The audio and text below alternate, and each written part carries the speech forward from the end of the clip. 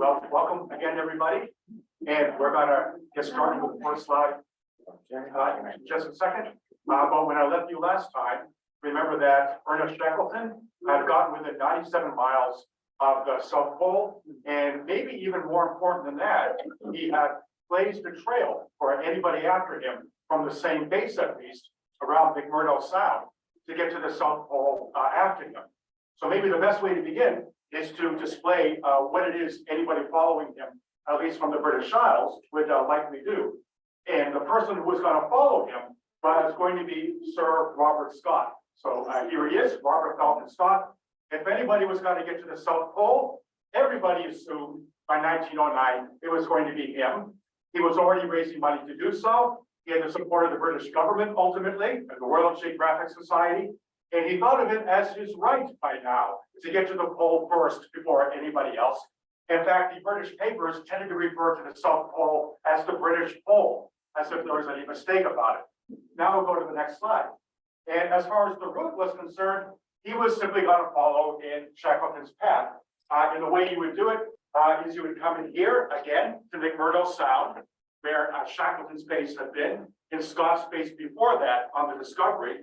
And then you would go down this Ross ice shelf like this, southeasterly direction, and you would get to the Beardmore Glacier, and then eventually follow the glacier into the Antarctic's polar plateau.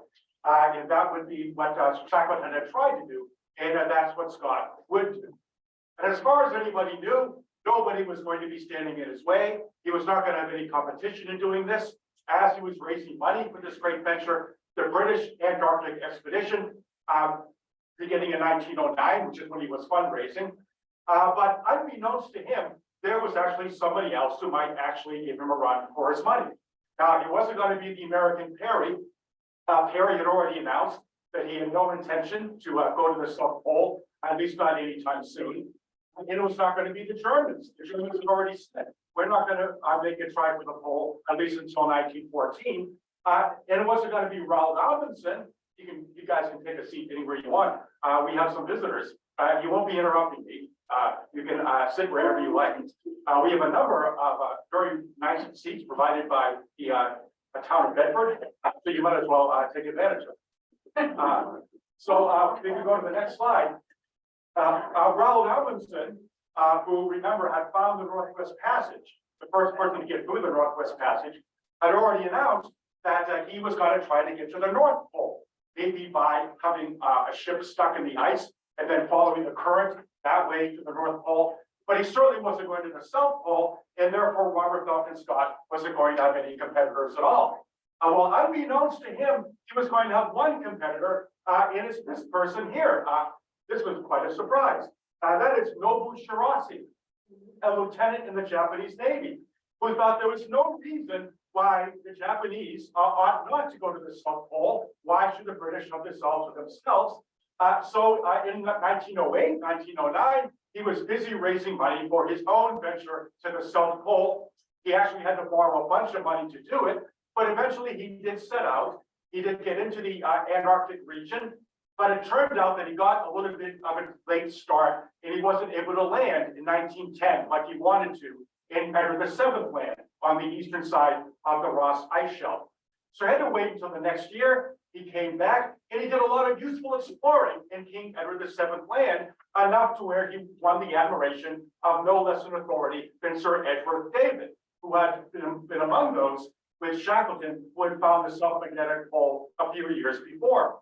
So here he is, the very first major Japanese explorer of the Antarctic. He eventually found his way back to Japan, good sailor that he was a big hero in Japan, and then he spent the next 35 years paying back the debts that he had incurred for this expedition. He didn't pay them all back until 1946, as a matter of fact. So the conqueror of the pole would have to be Robert Falcon Scott. Next slide.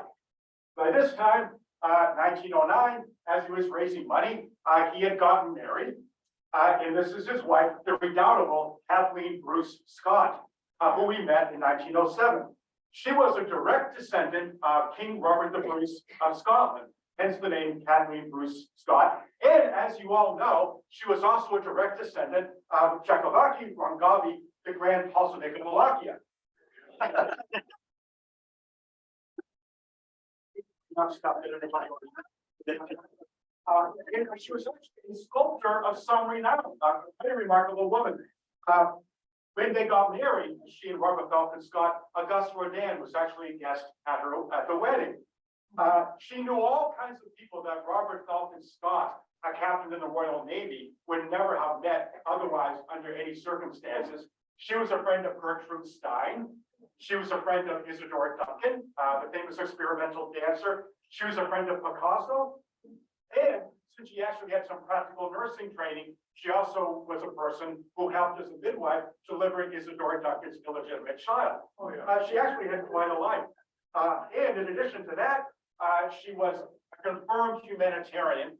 In 1903, she almost died of typhoid fever because she was off helping people at a refugee camp in the Balkans who had been displaced by the terrible war going on then. The two of them, how on earth was she going to marry Robert Falcon Scott? They're completely different personalities, but at some point in her life, she decided that it was her destiny to marry a hero and to have that hero's son. And so one day, 1907, at a tea party, she happened to be sitting next to James Barrie, the author of Peter Pan, at the tea party, and Robert Falcon Scott was down the table. Well, he's a hero, he'll do. And so she decided to marry him. Now, she was actually a very good sculptor. We can go to the next slide. This is her sculpture of Lawrence of Arabia, yet another one of her many friends. Kathleen Bruce Scott was an outgoing, charismatic, very vivid personality, and she really drew people to her. Although Robert Falcon Scott was the man she chose to marry. And she would eventually have a son by Robert Falcon Scott, a wonderful person in his own right, Peter Markham Scott. Peter Markham Scott, next slide, would be a confirmed environmentalist and conservationist.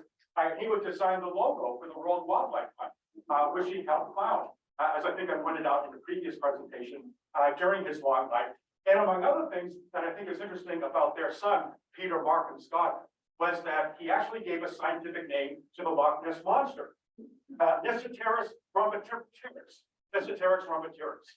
I can go on and on about Peter Markham Scott, but this is the place where I just wanted to mention that if they had a daughter, the name was going to be Griselda. But the son was named after Peter Pan, Peter Markham Scott. Kathleen Bruce Scott, next slide, would have been a natural fundraiser. She had that kind of personality. But Scott was decidedly not a natural fundraiser. And here it is in 1909, going everywhere he can to try to raise money for this very expensive British Antarctic expedition he had in mind.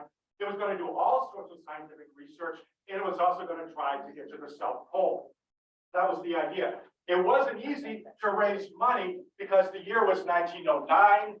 There was a new liberal British government in the offing, and they were raising taxes on the wealthy. So a lot of the people who might have given money were a bit nervous about opening their checkbooks in 1909. But luckily for Scott, the British government came up with £20,000, just when he needed it, which was half the amount he knew he had to raise. And that gave him a very good start, and it meant that he was going to actually be able to go to the Antarctic, as he really wanted to do, probably in 1910. He also was an early example, Scott was, of what we would call an influencer. And so he would go to different companies and he would say, I'll talk about you. I'll bring your products to the Antarctic with me if you just come up with a little bit of money, cash, help me out. And one of the companies that sponsored him was OXO. OXO is still around today. Probably a lot of you know OXO. And among the things they made were these little beef cubes you put in broth to have a nice hearty lunch, maybe a nice hearty breakfast. OXO sponsored Robert Falcon Scott. So this is one of the ads they put out in 1910. Penguins going to have some OXO here in the Antarctic because, of course, Scott was going to take some of that down with him when they got to the polar regions. By the way, OXO was ahead of its time when it came to branding and sponsorship. OXO was the first company to sponsor the Olympics, which they did in 1908, the London Olympics. Very important Olympics. If anybody's ever wondered why the marathon distance is 26 miles, 385 yards, it's because the British wanted the marathon to start at Windsor Castle, right by the Royal Nursery, and end at the stadium. the White City Stadium, right by King Edward's Royal Box. And that meant it had to be 26 miles, 385 yards. But the thing I liked about the 1908 Olympics is because one of the events they had was a dueling event. So people would have pistols and they aim at each other and shoot. So maybe you get a gold medal in dueling. They were using wax bullets, but they said it hurt anyway. Wax bullets. And that was the only year they had dueling that they done. So the question for us is, why would Scott bother going to Antarctica? This guy's personality was the sort that normally you wouldn't think somebody like this would go to Antarctica. He was not a natural leader. Perry was, Cook was, who claimed to have gone to the North Pole. Nansen, a great natural leader. So is Shackleton, so is Amundsen.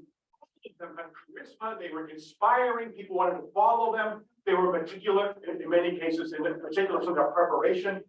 They thrived in polar regions, but Scott wasn't like that at all.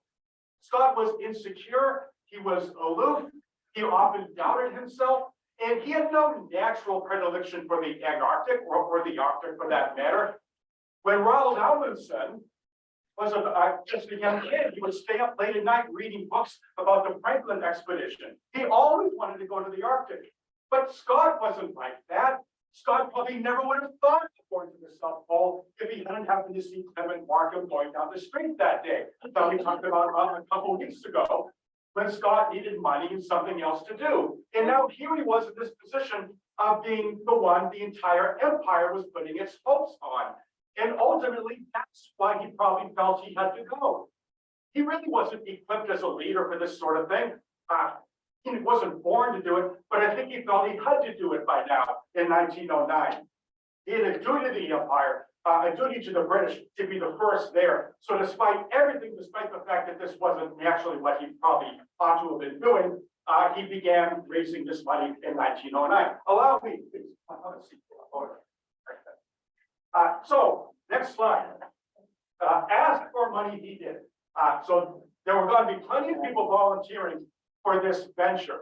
He had 8,000 applications, Scott did, to join him on his adventure to the Antarctic. There were only space for a little over 40, but he had 8,000 applications. And one of the men he chose was this guy here. That is Lieutenant Teddy Evans, who would be Sir Robert, not Sir yet. He'd be Robert Falcon Scott's second in command. This guy was an absolute fitness fanatic, thought nothing of walking 40 miles in a day. So if anybody was going to be able to bear the burdens of hauling things on the ice shelf, he'd probably be pretty good at that. And he'd actually be the man to command the vessel that would go down to the Antarctic carrying the expedition. Then we have this other guy, next slide. This is Bertie Bowers. And if you take a close look at him, you can see why they called him Bertie. You can see, notice. So he was another lieutenant in the Royal Navy, thought nothing of bathing in ice water, liked bathing in ice water. So probably a pretty good guy to go down to Antarctica. We'll be seeing more of him in 2 weeks, just as we will Teddy Evans. Now we go to the next slide. This is probably the man who, among all the different people to go to Antarctica or indeed the Arctic regions, is probably the person who nobody ever had a bad word to say about. One of the most popular personalities ever to be engaged in polar exploration. That's Billy Wilson. We met him a couple of weeks ago in the Discovery expedition, and he was going to go back with Sir Robert Falcon Scott, his great friend, in 1909, 1910. Artist, scientist, able to bear any burden anybody ever asked of him. Just the kind of guy you want along on an expedition like this. Now we go to the next slide. Not him. See this guy? That's Titus Oates. And back in the 17th century, he sent 3 dozen people to the needless deaths by falsely testifying against them as Catholic conspirators. So we're not talking about that guy. We're talking about this next guy. Next slide. That's Lawrence Oates. Everybody called him Titus. I wouldn't have liked that. They're comparing him to this horrible guy from the 17th century. But everybody called him Titus Oates, although his real name was Lawrence.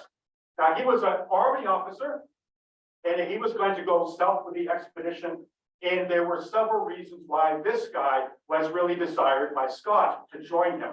Number one, he was in the Army. Almost everybody else was in the Navy. He thought he needed somebody with the Army down there. And so Oates would fit the bill. Second, and more important, Scott had decided, against all good evidence, that the way to haul supplies on the ice shelf was to use Manchurian ponies.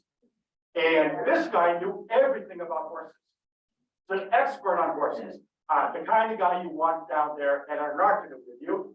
And the other good thing about him, reason number three, was that he wasn't just in the Army, he wasn't just an expert on horses, he was also rich. And so Robert Falcon Scott needed money, and he was willing to chip in 1,000 pounds of his own money. Win, win, win. No wonder he's going to join them down there. The bad thing that Scott ignored was the fact that he was a Boer War veteran. He'd been shot by the Boers, badly injured on cavalry service in South Africa. And as a consequence, he got a very nice nickname number two, Never Surrender. I like that better than Titus as a nickname, Never Surrender. But the other thing about him was that that wound left one of his legs 1.5 inches shorter than the other leg. He really should not have been marching around the ice shelf or the plateau. But as we'll see, in 2 weeks, he was going to try, and he would certainly be brought down on this expedition along with the others. So by November 1909, Scott was putting the finishing touches on the British Arctic expedition. This slide, and by that time, he had already found a ship. Here it is. That's the Terra Nova, which had already been to the Antarctic. In fact, had 20 years of experience in waters, especially in the Southern Ocean, which can be very difficult, as we know from past presentations. Scott got this ship for 12,500 pounds, way more than Shackleton had paid for the little Nimrod, which we saw last week. 12,500 pounds, 5,000 pounds down, 7,500 to be paid a little bit later, presumably after everybody got back. And just to be sure, this ship would survive the challenges of McMurdo Sound, Scott provided, this is what was also going to cost some money, that it would be surrounded by a layer of 7 feet of nice thick oak, strong enough, he felt, to withstand the crushing ice of McMurdo, should there be any danger of getting stuck there. Now, this expedition had much to recommend it. A lot of good people on this expedition, no doubt about it, experienced people, but there were several things that might prove to be troublesome about this expedition. Next slide. And one thing was the matter of skis. Now, Scott had gone to Norway to confer with the great Fridtjof Nansen. And one thing they talked about was skis. And Nansen assured Scott, you need skis. You need to get around on skis down there. And Scott was actually converted. He was willing to give this idea a chance. Maybe they would use skis. And he went to the extent of hiring this guy to teach the British how to use skis. And he was a Norwegian. His name was Trygve Gran, one of the most remarkable men on the whole expedition. Trygve Gran, not only an expert skier, as so many Norwegians were, but also a player on Norway's very first soccer team, which lost to Sweden in its first match 11-3.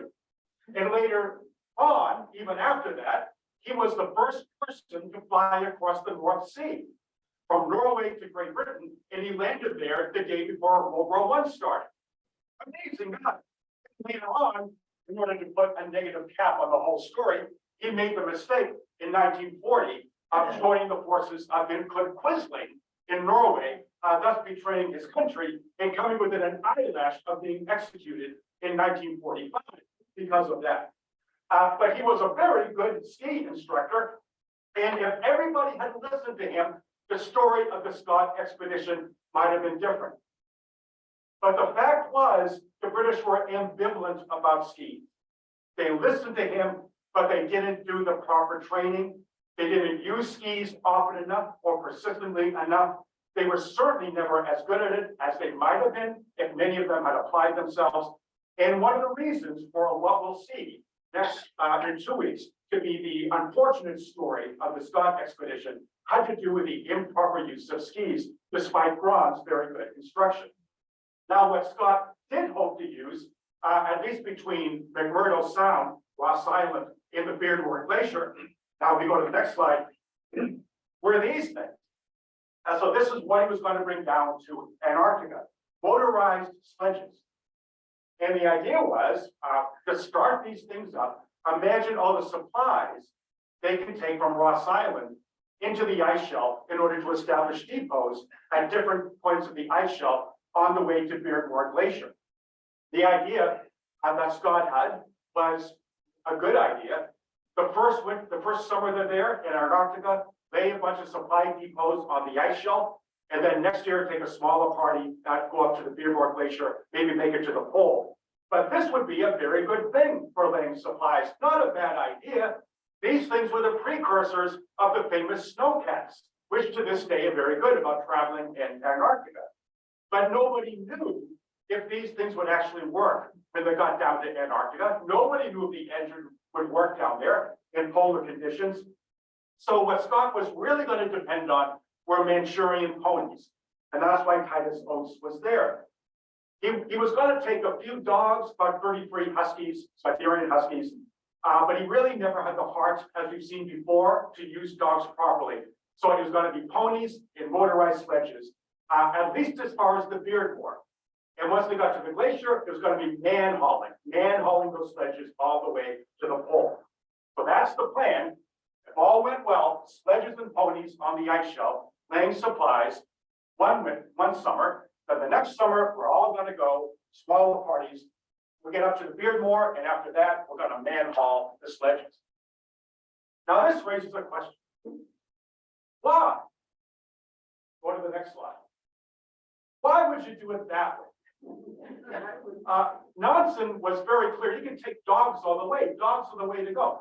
Why would you be hauling sledges? Why would you even want to do that? Which Scott did. He wanted to do it that way. And you could write a whole dissertation on this. 150 years separated Captain Cook in his expedition to Antarctic waters from Scott in the early 20th century. It never would have occurred to Cook in the 18th century that, first of all, you should go to the South Pole at all. It's nothing there. There's no resources. Why bother? And second, if you are going to go there, it never would have occurred to Captain Cook. You should go there in the most difficult way you can imagine, which is by hauling sledges, by manpower. But listen to Robert Falcon Scott. This is what Scott said. In my mind, no journey ever made with dogs can approach the height of that fine conception, which is realized when a party of men go forth to face hardships, dangers, and difficulties with their own unaided efforts. And by days and weeks of hard physical labor, succeed in solving some problem of the great unknown. Surely in this case, the conquest is more nobly and splendidly won. What?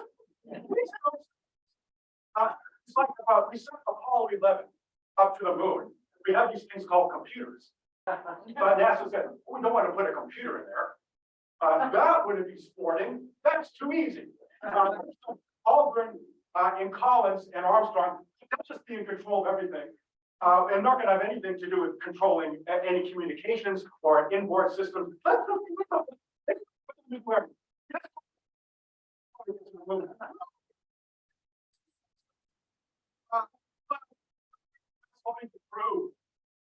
romantic era had happened between Cook and Scott. And by the beginning of the 20th century, the British were afraid of losing their empire, and they felt they had to prove worthy of their empire. And what better way to prove worthy of the empire than to man-haul hundreds of pounds of equipment into the polar plateau? And so we had this ridiculous Scottian preference for hard man-hauling, and that was going to govern this expedition, as we'll see, when they finally got down there. Now contrast that with the Norwegians. The Norwegians had no empire. They'd only been a country for 5 years in 1910. Never would have occurred to Amundsen and Nansen, let's do it the hard way, let's forget the dogs. Completely different way of looking at things. At any rate, now we go to the next slide. Now that we know what Scott's plan was, this is what the map's going to look like. They're going to establish a base here on Ross Island, overlooking McMurdo Sound, where the American base is to this day, on the southern part of Ross Island. Then they're going to go up the ice shelf during the first summer they're there. They're going to lay supply depots as far as they can get. Then they're going to winter. This is, of course, May, July, August, and so forth, down here. And then they're going to get a start the next Antarctic summer, take advantage of those supply depots, maybe lay some more supplies up the ice shelf. And then, as I said before, once they get to the glacier, way up there, it's probably going to be man-hauling all the way. So that's the plan. So now we go to the next slide. The Terra Nova was ready to go by June of 1910. They'd done the fundraising as much as they were going to do. They still needed to raise more money, but they had ways to do that, as we'll see. And they decided to leave from the Welsh port of Cardiff. Here's Scott on the right, and that's Kathleen on the left. On one of the ships, a different ship, as we'll see, that would take them to South Africa to meet the Terra Nova, which was going to be leaving from Cardiff, Wales. So these two left separately, and it wasn't just those two who left separately to meet the Terra Nova in South Africa. Kathleen was going to join Scott, at least for a while, and the others who joined them on the separate expedition to meet the Terra Nova later was Billy Wilson's wife, Oriana, and Teddy Evans's wife, Hilda.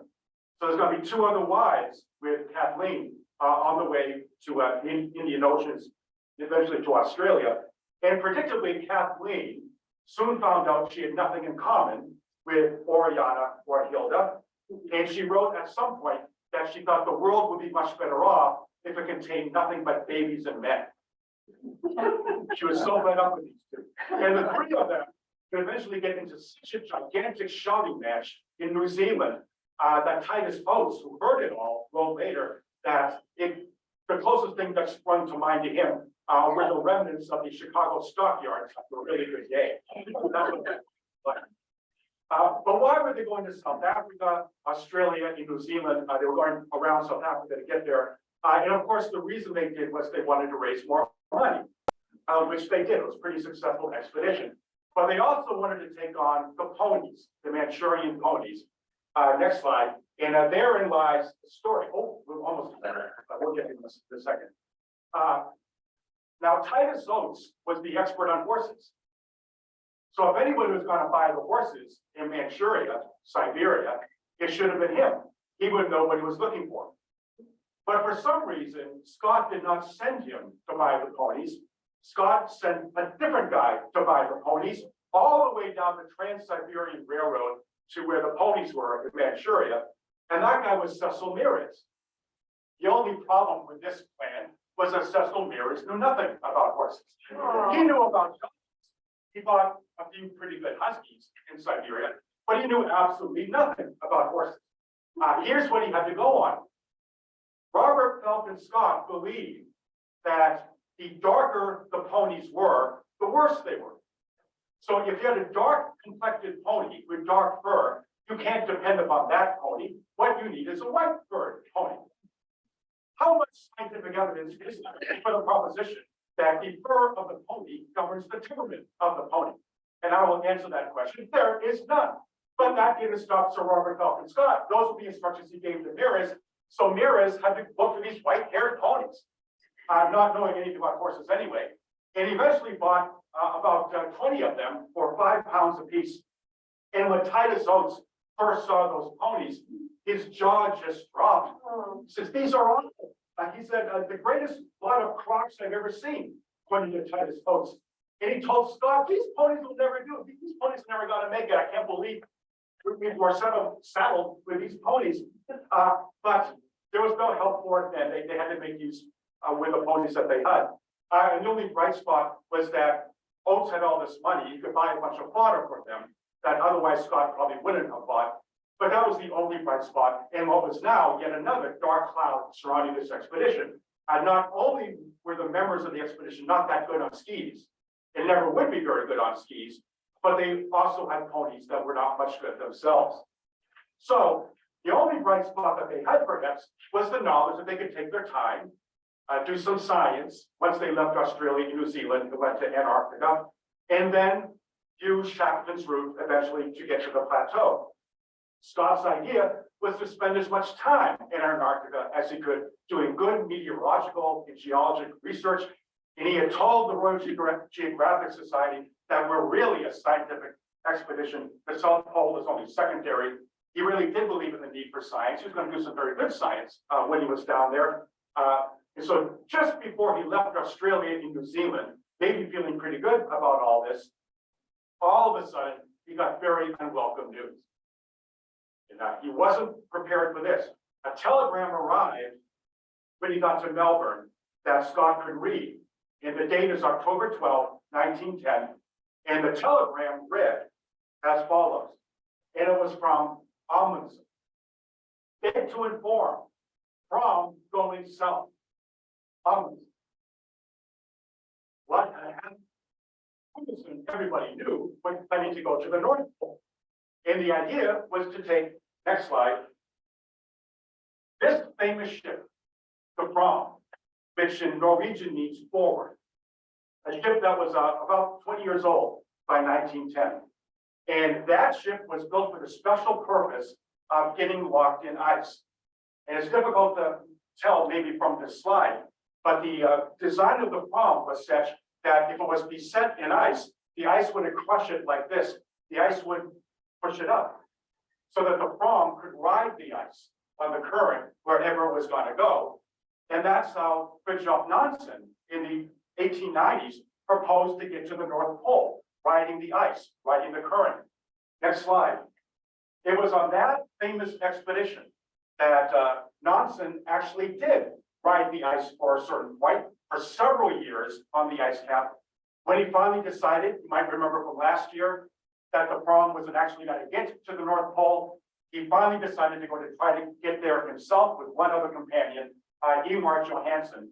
And it was on that expedition that Johansen and Amundsen spent 8 months in that little hut with nobody's company but their own, in one of the most fabulous feats of survival in the annals of polar exploration. And that's why in Norwegian, to this day, if you're up in the Norwegian mountains and your beard is covered with frost and you don't have much food left and you wonder how things are going to go for you, they call that in Norwegian going the full nonsense. Going the full nonsense. There was nobody like it. And that ship was very special. And Amundsen had let Amundsen borrow the ship because Amundsen felt I can ride the current to the North Pole by going around Cape Horn. They're going up through Alaska, the Bering Strait, and getting locked in the ice that way. So that was the idea that Amundsen had in 1908. But then, news arrived in 1909 that Perry and Cook both claimed to have gone to the North Pole. Well, Amundsen said to himself, getting to the North Pole first, that's a fine thing. Getting to the North Pole second, third, no big deal. Why do I want to do that? And without telling anybody at all, 1909, Amundsen changed his mind. His backers, his supporters, expected him to go to the North Pole. They had given him money on the assumption he was going to the North Pole. But now, telling anybody, he decided to go south. He would take the Fram south. He didn't tell Amundsen.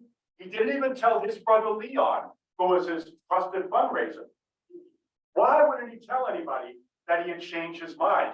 And one reason was he was afraid, needlessly, that if Amundsen knew he was going south, Amundsen would take back the Fram.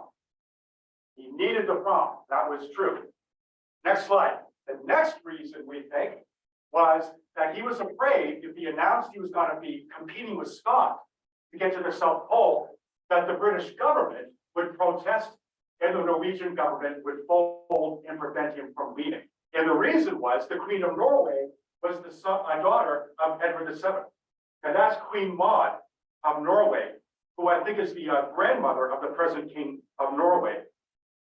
She was a rather reclusive person, very warm when she was in the palace. She was nice to people, but she was a little bit introverted, not very good with crowds. So they called her for royal shyness. That's Queen Maud of Norway. So in view of all that, Amundsen figured, I'm not going to tell anybody, but I will go south. And this was a little bit odd because when Robert Falcon Scott went to Norway to talk to Amundsen, Scott called Amundsen to talk about Amundsen's plans. And Amundsen purposely didn't pick up the phone because he didn't want to actually lie to Scott and say, I'm going to the North Pole when he really wasn't. And it was even more awkward than that, because Scott sent Amundsen some very nice scientific instruments with instructions: you measure stuff up at the North Pole, now use my instruments to measure stuff at the South Pole. And Amundsen would accept the instruments because he couldn't tell Scott, I'm actually going to be competing with you. So it wasn't very comfortable, but the decision was made. And as he got ready to go on the prom south and not north, he still hadn't told the crew. He hadn't told them anything.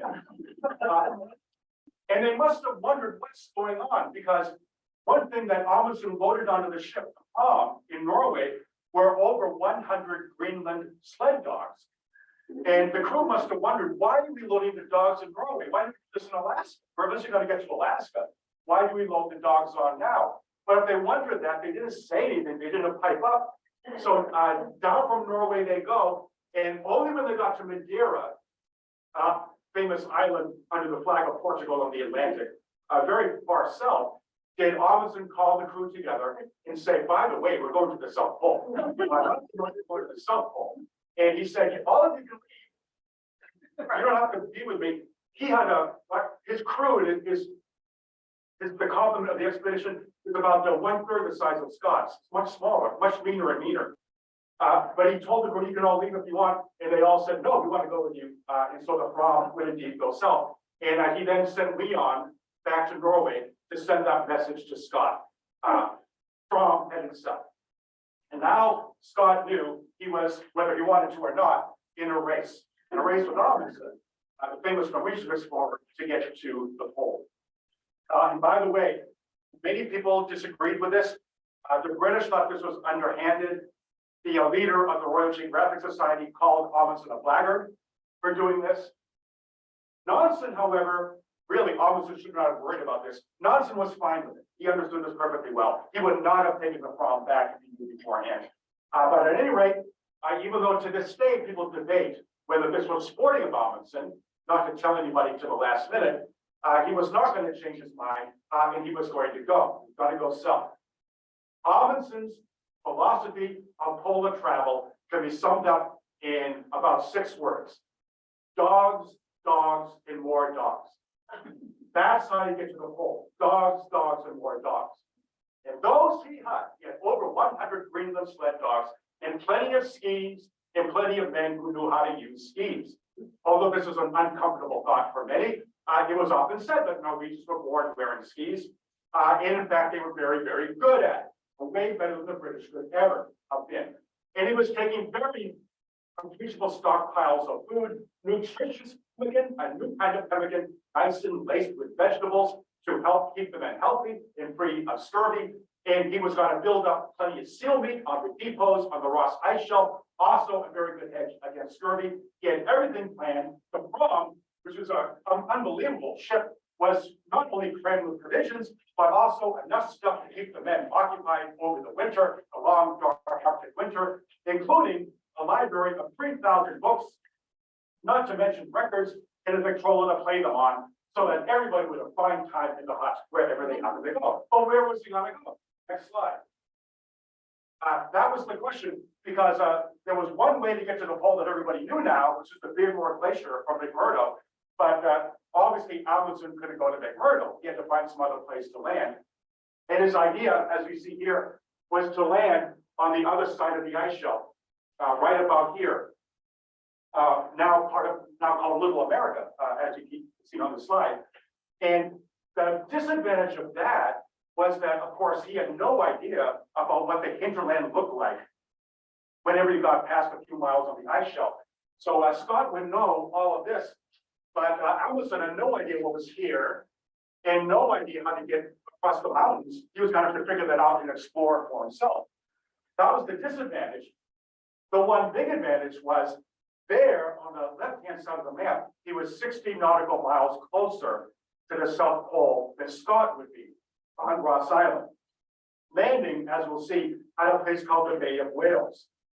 So they left Madeira, down they go into Antarctic waters, and on January 14th, from a weighed anchor right on that part, the left-hand eastward side of the Ross Ice Shelf. And they set up a base. As you can see, You probably can't see, but they named the base Framheim, home of the Fram in Norwegian, Framheim. That would be their base for the next couple of years. And once they did that, all they had to do was begin setting up depots on the ice shelf that summer for an attempt for the pole the next summer. Now, as for Scott, he left New Zealand at the end of November after knowing what Amundsen was now planning, saying a last goodbye to Kathleen. And Kathleen had left a bunch of letters with Teddy Evans. And she told Teddy Evans, on this occasion, give Scott this letter. On this occasion, give Scott that letter, just to keep them connected as much as possible. The trip on the Terra Nova down to McMurdo was absolutely terrible in the Southern Ocean. 35-foot waves on a ship that was fairly overladen, almost as much as the Nimrod had been a few years before. For some reason, the tables in the mess where the men ate were directly under the horse stables. So now and then you get a nice trickle of yellow stuff down when you were trying to eat something. But it was even worse for the dogs. The dogs, about 33 dogs that they were taking with them, were chained on the deck, open to the elements. And as the ship was going like this, and the winds were blowing and the rain, the dogs went this way and this way across the deck, chained as they were, would have been very bad for them. One of the gusts of wind, one of the waves was so bad that it actually broke the chain of one of the dogs, and the dog fell into the Southern Ocean, and that would have been the end of it. But luckily, another wave came up right in and blew the dog, and somehow the dog survived. But they were soaked to the skin. And meanwhile, the pumps broke, or would be working down in the hold of the ship. And that meant they couldn't get all the water out that was coming into the Terra Nova. And that meant with broken pumps, everybody had to go down there, as many as who could be spared, with buckets and just bail out the bilge water all day, all night, all the time singing sea shanties while they did it. It was just a horrible experience with these clogged pumps because of coal dust that got in there when it never should have gotten in there. Nobody enjoyed this trip. And the Fram was going through storms just as bad, with waves just as high, but everybody was snug as a bug in the Fram. They had pumps that had recently been repaired. They had nice new diesel engines on the Fram. There was no problem at all. And they kept the dogs nice and comfortable. They pampered the dogs because everything depended upon them on the Fram. And the Norwegians grew very fond of these dogs, maybe not surprisingly. And they learned on the voyage down to Framheim, on the Fram, that if they kept a bunch of dogs over here, and then a couple other dogs over there, sometimes they noticed that these dogs were not that happy. And eventually they decided, let's just give the dogs the run of the ship. So the dogs could go anywhere they want. And these dogs would go over there and they meet their old friends. And they were happy again because these dogs missed these other dogs. The Norwegians loved to get to know these dogs. And that was going to be the secret, perhaps, or one of the secrets to what was to follow. The Terra Nova did not sink, although it was a horrible voyage.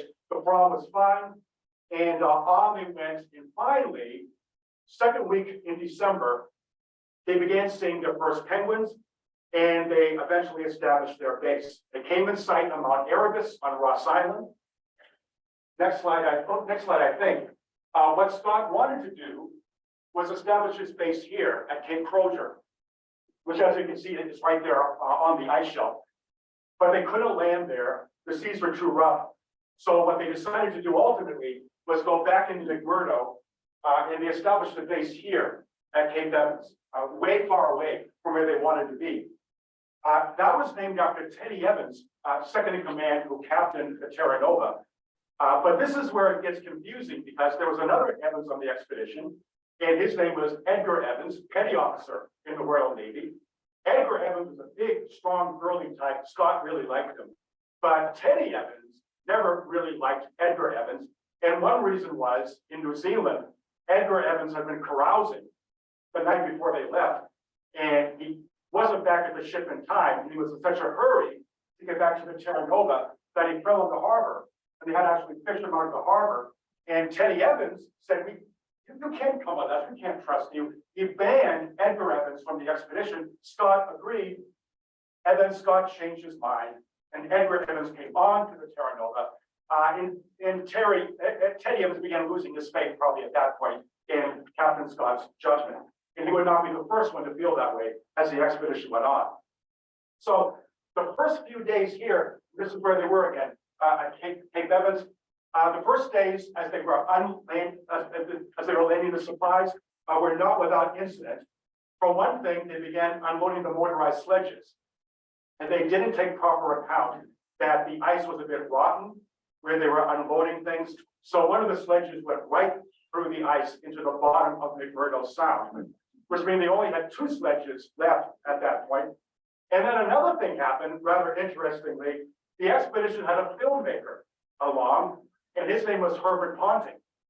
And while they were unloading stuff, Ponting thought he'd get some good shots, maybe get some good film, and went out on this little ice floe. And as he was on the ice floe, he happened to see these orchids swimming around. That's nice, get some nice pictures of the orchids. But then the orchids seemed to be working together.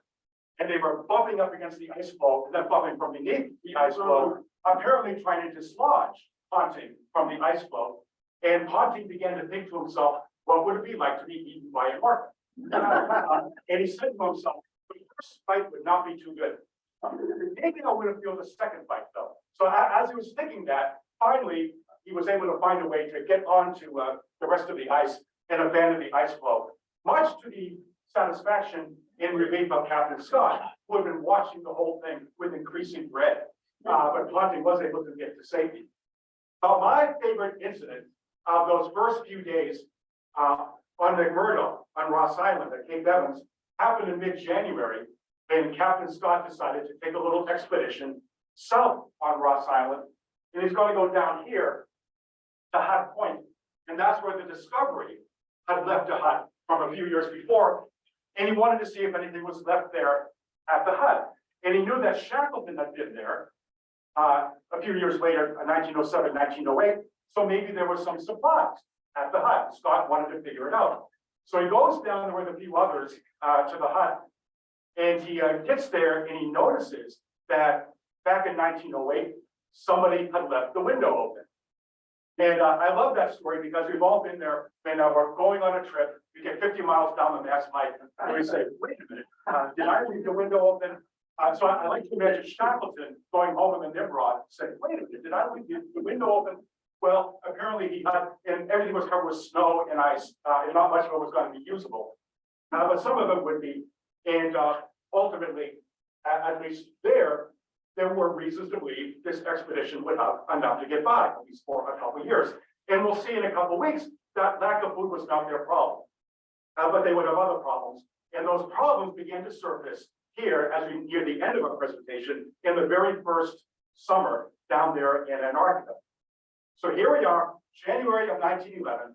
We got 2 expeditions in Antarctica, and they're laying their supplies at opposite ends of the Ross Ice Shelf. Fromheim over here and Cape Evans over there, where Scott built with prefabricated materials a very nice hut, very commodious hut, so they would eventually spend the winter there. And they knew, each of them, that the other was there, because in February, a group of men from the Terra Nova went over on the other end of the Ross Ice Shelf to poke around King Edward VII Land, and they came across Fromheim. They came across the Prom. And they had anchored, they went to see the Norwegians. The Norwegians hosted them for a nice breakfast. Then they had lunch on the Terra Nova. Everybody's trying to get along, everybody's playing nice. And meanwhile, Amundsen is trying to find out everything he can find out about Scott, and they're trying to find everything about Amundsen. And Amundsen figured out a couple things. One was delightful to him, and that was that the Terra Nova didn't seem to have a wireless set. There's no radio. And what that told Amundsen was that no matter what happens, I have a chance of telling the world first, because they don't have a radio, they can't broadcast. And the other thing he found out caused him uneasiness. The other thing Amundsen found out about Scott was that Scott had those motorized sledges, because one of the guys on the Terra Nova had said, we're landing the sledges, we've already got one on dry land. Not really dry land, it was the bottom of McMurdo Sound. But 2 of them actually were successfully landed.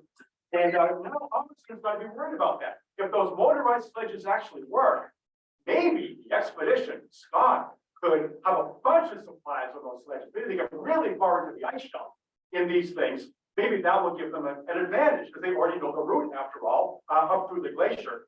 So he was a little bit worried about that. And he said to himself, I gotta get an early start. I can't pull on. I'm gonna start in September next year, 1910. Otherwise, maybe he'll steal a march from me. Really early to get started in Antarctica. But he began to think maybe that's what he'd have to do. On the whole, though, assuming those motorized sledges would not work well, which was a pretty good assumption, in which Amundsen, thinking rationally, probably thought would be the case. Assuming the motorized sledges would not work well, Amundsen had every advantage. Not only because he was 60 nautical miles closer to the South Pole, but also, remember those 6 words, dogs, dogs, and more dogs. Dogs, dogs, and dogs, my words. The reason corresponds to dogs. Now we go to the next slide. The reason those dogs were a big advantage was apparent as of January, February of 1910, as Amundsen began laying supply depots on the Ross ice shelf. The Greenland sled dogs that Amundsen had skeetered right over the ice. A nice layer of snow on their paws, ice beneath.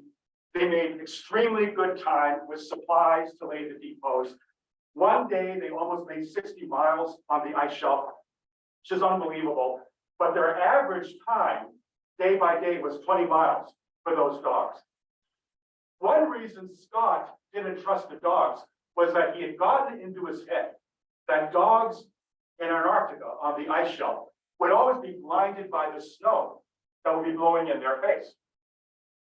He didn't stop to think that Greenlanders, Inuits, have been using these dogs for 5,000 years. Why would they work if the dogs couldn't see in the snow? Well, of course, dogs can see in the snow. They have 2 different layers of lids on their eyes that help to shield them from the worst effects of snow. They see very well, as a matter of fact, in the snow. They don't get blinded, but that was something Scott never recognized. So because of those dogs, now we go to the next slide. Here are the Greenland sled dogs that are like them, that Amundsen had. Next slide. Did way better laying supplies that first summer than Scott ever could. Because as Scott found out right away, if you're going to be depending upon these little Siberian ponies, as we saw with Shackleton a week ago, the legs of the ponies go down into the snow if it's of any depth, and they make only very slow progress pulling those sledges. There's a world of difference between dogs skeetering on the nice icy crust of the snow, and the ponies go right into the snow in conditions like this. Those poor ponies suffered terribly, and they suffered for days and days and days. It took Scott, when he was laying his supplies on the eggshell, it took him 4 days to go the first 18 miles with those ponies. And he never did get very far with those ponies. If we look at the next slide, the dogs, meanwhile, were going really fast, but he never thought to emphasize them. What happened was Scott was starting from up here, and they only got about as far as here, laying supplies on the ice shelf for use during the next summer when they would actually try to get to the pole. So they got to a point there, they called a 1-ton depot, which we'll see next week. But Amundsen, using dogs, got way beyond 80 degrees, more like down here. So way closer to where the mountains were. And actually 82 degrees latitude is where he got over 100 miles further on the ice shelf than Scott did. And what happened on the ice shelf was around 79 degrees, which is about as far as Scott got. The ponies were sickening and they were weakening. And Titus Oates, who knew ponies, who knew horses, said to Scott, the thing to do is keep going with these ponies. We'll go a bit further as far as we can, and then we'll kill them. And then we'll take their meat and we'll have nice meaty supply depots further into the ice shelf. And that's going to help you next year when you're really going to need those supplies. And that was a practical thing to do. Oates really knew horses, but he wasn't sentimental about them. What he cared about were human lives. And this is the way to save lives. And Scott told Oates, no, they've suffered enough. I can't kill animals like that. And he wouldn't do it. And Oates told Scott, you'll regret this. You'll regret this later on. And Oates was right about that. And and probably that's when Oates began to doubt Scott's leadership abilities, just as Teddy Evans did, when Scott would not make that difficult decision. But meanwhile, going further in as he did, the upshot was that Amundsen took only 5 days to get about as far as there. And he actually went further during February of 1910. But it took, Amundsen took 5 days to get to 79 degrees. Scott took 24 days to get to 79 degrees using the ponies. And there was no way to lay all the supplies he was going to need doing that as quickly as he needed to do it. So finally, after Scott laid his last supplies far further north than Amundsen was able to do. And by the way, even with Scott's tenderness about the ponies, 8 of the 9 ponies died during that expedition on the ice shelf. When they were finally done with it, Scott headed back to base to spend the winter, and so did Amundsen after his much more successful expedition on the ice shelf. So now it's time to wait out the winter. And they're both going to try to get to the pole when it gets warmer during the Antarctic spring and early summer. One more incident before we leave them. After this inauspicious beginning by Scott and very auspicious beginning by Amundsen. As they were heading back from One Ton Depot, about 79-20 degrees, which is as far as Scott got, Trygve Gran, the Norwegian, who'd been trying to train them on the skis, got in a little bit of an altercation with Titus Oates. And Titus Oates finally admitted, it's nothing personal, Trygve. They all call him Trigger. It's nothing personal, Trigger. It's just that you're a Norwegian. And I'm an Englishman, and I don't like any foreigners. He actually said that. And Oates said to Gran, foreigners don't like us, so I don't like any of them. And I don't like you because you're Norwegian. I don't like the Germans because they're trying to destroy us. So it goes on and on and on here on the ice. And eventually somebody brought up the fact, well, if there's ever a war, I'll bet Trigger is going to be on our side. I'll bet Trigger will join the British Army, Air Force, Navy, what have you. And Oates said to Trygve Gran, is that true? Would you actually do that? Would you help us fight? And Trygve Gran said, yes, I promise. If there's ever a war, I will join the British. And then they shook hands, and Titus Oates was his friend ever after. And the story is that Trygve Gran, the ski instructor, was as good as his word. He joined the Royal Air Force, posing as a Canadian in 1914, at the beginning of World War I. And he flew combat missions all through the war. And it's said that at one point he was in a dogfight with Hermann Goering during World War I. And it's a shame that somebody like that would eventually go to Queensland later on during World War II. But ultimately, Ron did keep his word. But as we're going to see next week, Titus Oates would not live to see it. So we'll continue the story, and we'll get to the South Pole in 2 weeks.